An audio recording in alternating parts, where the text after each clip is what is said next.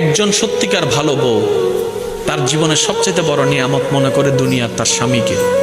কারণ সবাই তার সাথে বেঈমানি করবে, আমার স্বামী কখনো আমার সাথে বেঈমানি করবে না। সবাই আমার হাত ছেড়ে দিবে, আমার স্বামী কখনো আমার হাত ছাড়বে না। এখানে যারা বিবাহিতরা আছেন, আমি ছোট্ট মানুষ হিসেবে শ্রদ্ধার সাথে একটা কথা বলি।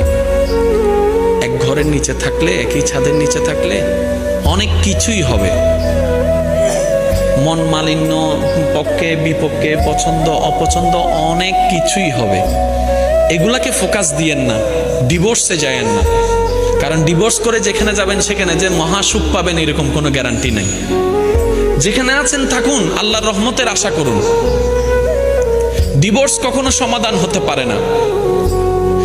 স্বামীর কাজ হচ্ছে স্ত্রীদেরকে মায়া প্রদর্শন করা, মহাব্বত প্রদর্শন করা, কেয়ারিং প্রদর্শন করা। আর স্ত্রীদের কাজ হচ্ছে স্বামীদেরকে ভক্তি করা, শ্রদ্ধা করা, সম্মান করা।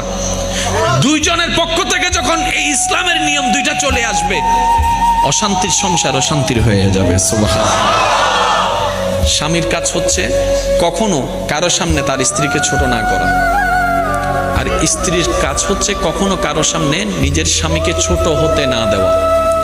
কেউ যদি বলে তোমার স্বামী তো এমন, আপনি বড় গলায় বলবেন আমার স্বামী যেমনই হোক এটা আমার স্বামী, আপনার কথা বলার দরকার নাই। কেউ যদি বলে তোমার বউ এমন করেছে, আমারটা আমি দেখবো, সম্পত্তিটা আমার। দুইজনের ভিতরে যখন তৃতীয় পক্ষ ঢুকে যায়, জামিলা সব জায়গায়। যত মামলা কোর্টে আছে আপনি একটু খেয়াল করে দেখেন, দুই ভাইয়ের মাঝখানে তৃতীয় পক্ষ ঢুকছে, ওই তৃতীয় পক্ষই আজকে দুই ভাইকে লাগাইয়া মামলা করাই দিচ্ছে। যত ডিভোর্স আছে সব সময় সব জায়গায় দেখবেন তৃতীয় পক্ষ আছে। এবার আসেন, দামি কথাটা একটু মন দিয়ে শুনেন। পৃথিবীর বুকে অনেকগুলো সম্পর্ক আছে না? ভাই ভাই, ভাই বোন, বন্ধু, চাচা জেঠা, কাকা, মা বাবা, সন্তান, কত সম্পর্ক আছে না? আচ্ছা, এই সম্পর্কগুলা কাদের জন্য? মানুষের জন্য। এবার সর্বপ্রথম মানুষকে হযরত আদম আলাইহিস সালাম। একটু মনোযোগ, একটু মনোযোগ, একটু মনোযোগ। পৃথিবীর সবচাইতে প্রথম সম্পর্কের নাম হচ্ছে স্বামী স্ত্রী। পৃথিবীর সবচাইতে প্রাচীন এবং প্রথম সম্পর্কের নাম স্বামী স্ত্রী। পৃথিবীর সবচাইতে দামি সম্পর্কের নাম স্বামী স্ত্রী।